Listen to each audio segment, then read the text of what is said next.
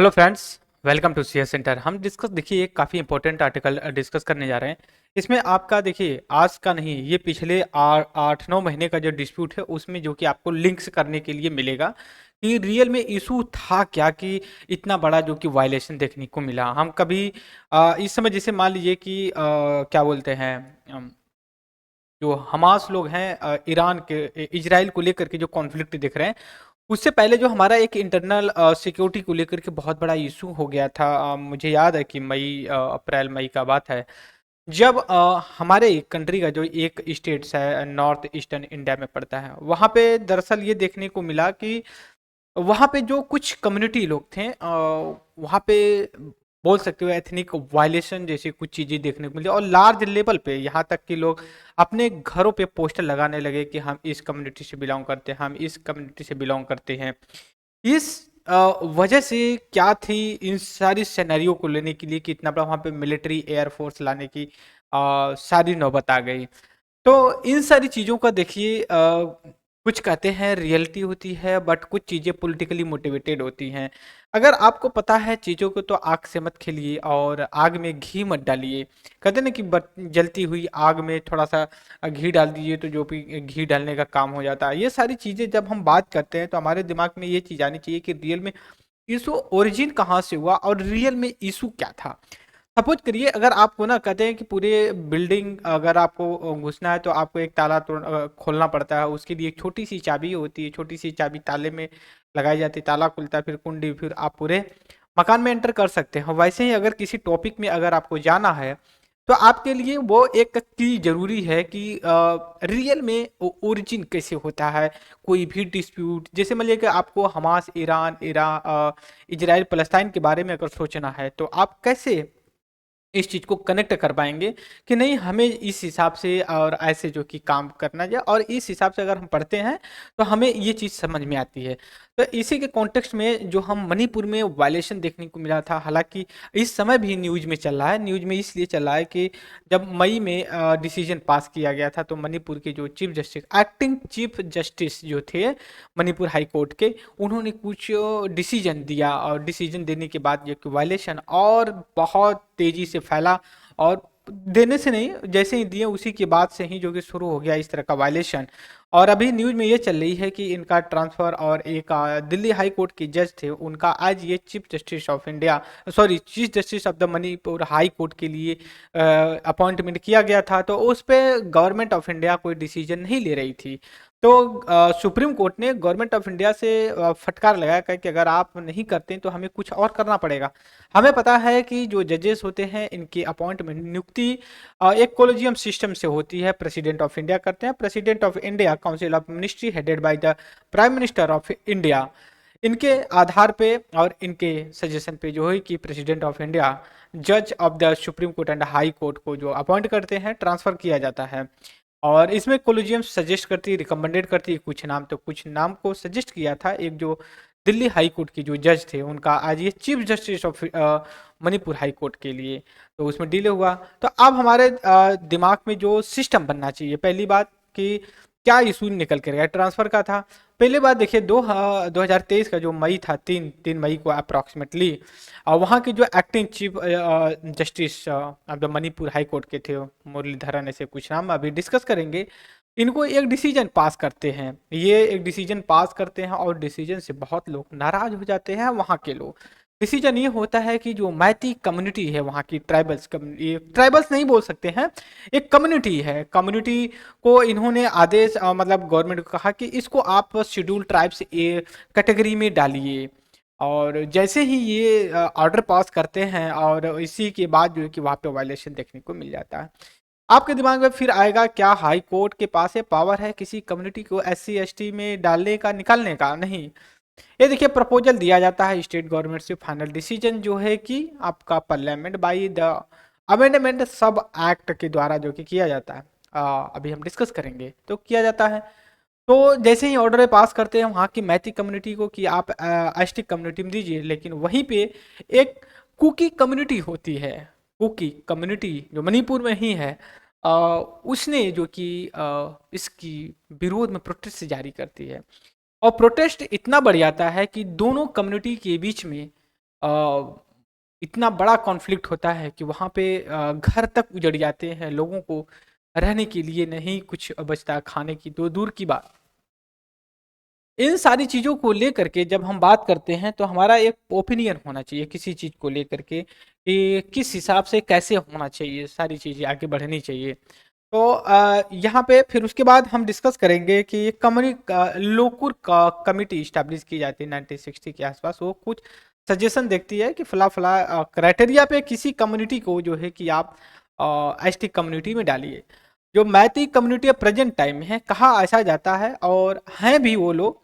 देखिए उनका इकोनॉमिक, जब हम किसी ग्रुप को किसी दूसरे ग्रुप में या कुछ स्टेटस देते हैं तो उसका कुछ बेसिक क्राइटेरिया होता है। और जब हम मैती कम्युनिटी को एसटी कम्युनिटी स्टेटस दे रहे हैं तो ऑफ कोर्स कि उनकी आर्थिक स्थिति नहीं सही होगी, राइट। और रियलिटी में अगर मणिपुर में देखते हैं तो जो मैती कम्युनिटी है अपने आप को एज ए क्षत्रिय घोषित करते हैं। वो ऑलरेडी ओबीसी कम्युनिटी में हैं। एक तरफ देखिए कॉन्ट्राडिक्शन, ये क्षत्रिय घोषित करते हैं, हालांकि इकोनॉमिक स्टेटस भी बहुत अच्छा है वहाँ की अदर कम्युनिटी से। दूसरी चीज उनको बेनिफिट की ओबीसी का रिजर्वेशन तो मिल ही रहा था। तीसरा कहते हैं आग में और घी डालना, वैसे लोग जल रहे थे इन लोगों से कि भाई आप तो ऑलरेडी इकोनॉमिक स्टेटस बहुत ज्यादा है, उसके बावजूद भी आप ओबीसी की रिजर्वेशन ले रहे हैं। अंदर से टसल तो था ही। और जैसे ही इनको एसटी का लिस्ट में डालने की बात करते तो आग में घी डालने का काम हो जाता है और वायलेशन होता है। तो कहने का मतलब जो मैथिक कम्युनिटी है मणिपुर की, ये इकोनॉमिक स्टेटस बहुत अच्छा। दूसरी चीज ये ऑलरेडी ओबीसी कम्युनिटी में है। तीसरी चीज जब इनको एसटी कम्युनिटी में डाला गया तो वहाँ के जो कुकी एसटी थे ये खुन्नस खाते हैं और नाराज होते हैं। क्यों खाते हैं? अगर मान लीजिए आपको दो रोटी मिल रही है, उसमें दो रोटी दो लोग खा रहे हो, दो रोटी में पता था दो लोग को और उसमें इंक्लूड कर दीजिए तो क्या दिक्कत होगी? पता है ना कि अब दो का ही चार भाग लगेगा और रोटी तो उतनी ही है, दो ही रोटी है। पहले दो में दो रोटी बढ़ती थी, अब दो रोटी चार लोगों में बटेगी तो कम होगा। तो मैती लोगों को लगा कि जब ये सॉरी कुकी लोगों को लगा कि जब ये मैती हमारे में आएंगे तो हमारा रिजर्वेशन बेनिफिट लेंगे। और ये ऑलरेडी ही इतना एडवांस है इकोनॉमिकली सोशली पॉलिटिकली कि वो हमें और पीछे धकेलेंगे और हमें ज़्यादा नुकसान होगा। इस चीज़ को लेकर के बहुत ज़्यादा वायलेशन देखने को मिला। तो आइए सबसे पहले जो हम डिस्कस करेंगे वन बाय वन डिस्कस करेंगे। सबसे पहले हमें देखिए मणिपुर का लोकेशन पता होना चाहिए। मणिपुर का ये आप देख सकते हो कि ये लोकेशन, जनरली बात किया जाए तो ये पहली बात तो म्यांमार से इंटरनेशनल बॉर्डर लगता है, पहली चीज। दूसरी चीज मणिपुर का जो लोकेशन है 3 स्टेट से जो कि बाउंड्री लगती है। पहला आपका असम से लग रहा है, दूसरा आपका नागालैंड से लग रहा है और तीसरा मिजोरम से लग रहा है। नेक्स्ट पॉइंट है इसकी कैपिटल इम्फाल है, ये चीज को बात करिए। दूसरी चीज ये है कि ये जरूर जो है कि ट्रॉपिक ऑफ जो कैंसर हमारी गुजरती है यहाँ से 23.5 degree north tropic of cancer इसके नॉर्थ में सेटल्ड है, राइट। आप ये चीज़ बता सकते हैं। अब हम आगे आएंगे देखेंगे कि क्या आगे और चीज़ आती है। अब देखिए एक्टिंग चीज़ जैसे एमवी मुरलीधरन होते हैं ये तो मतलब कांड ही कर जाते हैं, एक्टिंग होते हैं। मतलब क्या ज़रूरत होती है भैया आप जो कि इस तरह के काम करिए। जैसे डिसीजन सुनाते हैं, डिसीजन सुनाते ही जो है कि वहाँ पे आ, इतना बड़ा वायलेशन हो जाता है कि उसको रोकने के लिए मिलिट्री एयरफोर्स तक बुलानी पड़ती है। और इसके बाद अगर हम आगे चल के बात करें, यहाँ पे मैथिक कम्युनिटी को देख सकते हो कि इनके मतलब क्लॉथिंग ड्रेस बोल सकते हो, जो ड्रेसिंग सेंस है इनका, परफॉर्मेंस है। देखिए Manipur the indigenous toward the safe god there the identity, और ये परफॉर्मेंस कर रहे हैं मैथिक कम्युनिटी है। और अगर हम आगे चल के देखते हैं तो यहाँ पे देखिए कुकी कम्युनिटी है, आप इनके शक्ल से ही देख सकते हैं कितने बेचारे गरीब हैं, ठीक है। ये एसटी कम्युनिटी में आते हैं, ठीक है। और जैसे ही इन मैथिक कम्युनिटी को इंक्लूड किया जाता है एसटी कम्युनिटी में, ये जो कि आग दहनी हो जाती है। अब हम आते हैं एक एक करके देखेंगे। देखिए अब ऐसा नहीं है कि आज से है, बहुत सी चीज़ें ऐसी होती हैं कि पब्लिक में इशू नहीं की जाती है। बता रहा हूँ मैं कैसे होता है। इस हिसाब से है कि एग्जाम्पल ले रहा हूँ मैं, जब 19 यहाँ पे नया पेज ले रहा हूँ मैं, 1962 का जो वार होता है चाइना के साथ, ठीक है, चाइना इंडिया डिफीट होता है, तो इसके लिए एक Hudson Hudson book committee report होती है। कुछ रिपोर्ट होती है, तो इसकी जो रिपोर्ट होती है पब्लिक नहीं की जाती है, क्योंकि नेशनल सिक्योरिटी का इशू था, इस वजह से नहीं दी जाती है। जब 2014 का इलेक्शन हो रहा था, तो गवर्नमेंट 2014 से पहले गवर्नमेंट ये कहती नेशनल सिक्योरिटी से, that's why we are not a publishing. और 2014 में जब प्रचार होता है, तो उस समय बीजेपी, ठीक है, बीजेपी ये कहती है कि हम जब पावर में आएंगे तो हडसन कमेटी के जो रिपोर्ट है, बुक हडसन बुक्स है, इसको जो कि पब्लिक करेंगे। और 2014 में और ये गवर्नमेंट आती है, और सबसे ज़्यादा जो कि उस समय जो डिफेंस मिनिस्टर होते हैं, डिफेंस मिनिस्टर जो बनते हैं, ये कौन बनता है आपका, अरुण जेटली बनते हैं। और इसी के साथ ही जब ये बनते हैं, तो इनसे कुछ लोग पूछते हैं कि आप हडसन बुक को पब्लिश करेंगे, तो ये कहते हैं क्या कि ये नेशनल सिक्योरिटी का मामला है, गवर्नमेंट जो कि पब्लिश नहीं करेगी। तो आप समझ सकते हो कि कितना चीज़ें होती। तो कहने का ये मेरा ऑब्जेक्टिव यहाँ पे नहीं, बीजेपी को क्रिटिसिज्म करने का नहीं है, मेरा जो मेन ऑब्जेक्टिव है, ठीक है, जो मेरा मेन ऑब्जेक्टिव है यहाँ पे बस इतना करने का है कि जो चीज़ें होती हैं कुछ इंटरनल या फिर बोल सकते बहुत ही सीरियस होती हैं, तो उनको देखिए पब्लिक नहीं किया जा सकता, किया नहीं जा सकता, किया ही नहीं जाता है। क्यों नहीं किया जाता? अगर पब्लिक किया जाता है तो इससे हो सकता है कि इससे वायलेशन वगैरह देखने को मिले, ठीक है। बहुत सी चीज़ें जो कि पब्लिक नहीं की जाती, जो रियलिटी होती है उससे परे होती है। हर जब अपोजिशन पावर में नहीं होती है तो यही कहती है कि हम ये चीज़ करेंगे, वो चीज़ करेंगे। जब पावर में आते हैं तब उनको समझ में आता है ना कि करा जाए या नहीं करा जाए।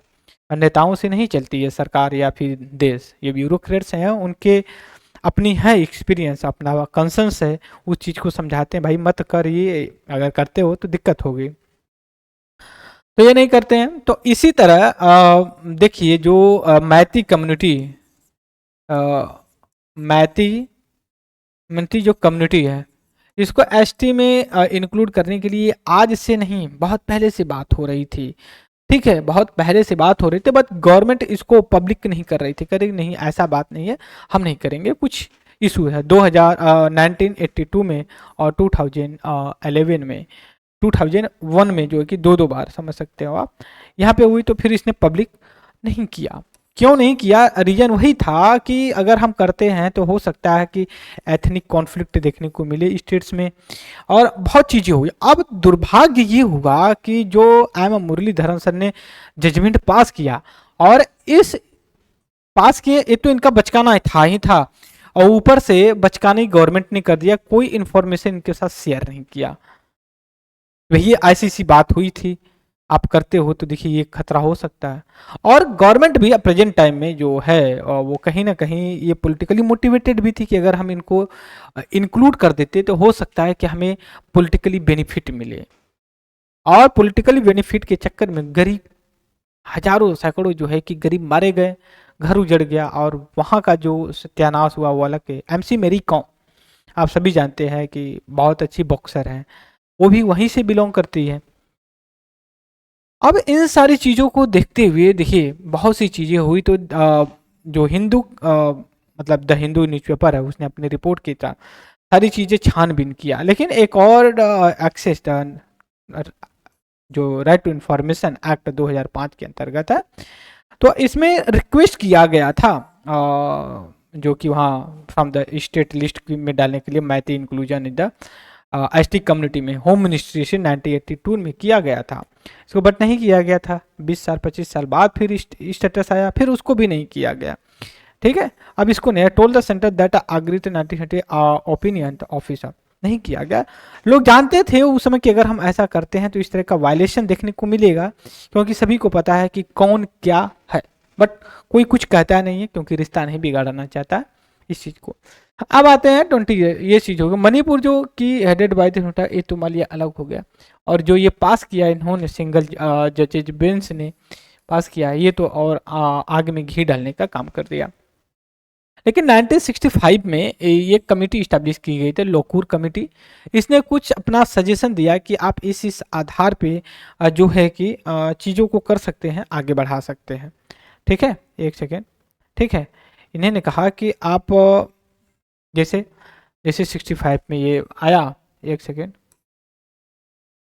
थोड़ा सा रुक जाइए, 1965 में लोकूर कमेटी आया, तो इसने ये क्या इंडिकेटर दिया कि इंडिकेशन द प्रिमेटिव ट्रेंड और the distinct culture geographical isolated sign contact with the community at the large and the backwardness. ये अगर चीज़ें होती हैं तो किसी कम्युनिटी को जो है कि आप एसटी कम्युनिटी में जो कि इंक्लूड कर सकते हो, बट ये चीज़ तो कहीं नहीं मैच करती है ना। जो लोकूर कमेटी सजेस्ट करती है ये मैथिक कम्युनिटी के साथ, मैथिक कम्युनिटी के साथ जो कि कहीं नहीं मैच करती है, तो इस वजह से पैरामीटर खत्म हो गया। लेकिन 2004 में जो गवर्नमेंट आई थी इसने एक इंटरनल कमेटी इस्टेब्लिश की थी, बट इसने जब नरेंद्र मोदी गवर्नमेंट आए तो इसने कोई पब्लिश नहीं किया, ठीक है, पब्लिक नहीं किया का मतलब ये है था कुछ रीजन था उनका अपना पड़ना, क्योंकि देखिए इस समय जो गवर्नमेंट है ना कोई भी डाटा कोई भी स्टेप बड़े फूक फूक के काम करती है। जब इसको लगता है कि पॉलिटिकल थ्रेट्स है, हमें राजनीतिक फायदा नहीं मिलेगा, नुकसान हो रहा, बैकआउट कर लेते। एग्जाम्पल बेस्ट मैं बता रहा हूँ आप लोगों को, जब किसान आंदोलन चल रहा था तो उसी समय कुछ स्टेट्स में इलेक्शन होने वाले थे, पंजाब, हरियाणा, उत्तर प्रदेश में, और इलेक्शन 2-3 महीने रह गया, उससे पहले ही जो प्रोटेस्ट चल रहा था, प्रोटेस्ट की मांग को डिमांड थी उसको एक्सेप्ट कर ली गवर्नमेंट की, हम 3 फॉर्म बिल है इसको जो है कि अब विड्रॉ करते हैं, और इसके बाद जो है कि जो एमएसपी पे है हम कमेटी इस्टेब्लिश करेंगे और आप लोग जो है कि डिसकंटिन्यू करते। समझिए कि इतना बड़ा डिसीजन लिया और फायदा भी हुआ, बहुत ज़्यादा फायदा हुआ, उसको गवर्नमेंट बनाई अपनी, ठीक है। अगर नहीं पीछे हटती 2 कदम, कहते हैं ना कि आदमी अगर 2 कदम पीछे, 4 कदम आगे जा करके 2 कदम पीछे आता है तब भी 2 कदम आगे होता है, और अगर कोई 2 कदम पीछे आता है तो ये मतलब नहीं कि वो पीछे जा रहा है, वो आगे भी जंप कर सकता है, ठीक है। तो ये स्ट्रेटेजी एट प्रेजेंट टाइम में जो बीजेपी बहुत तगड़ा यूज करती है।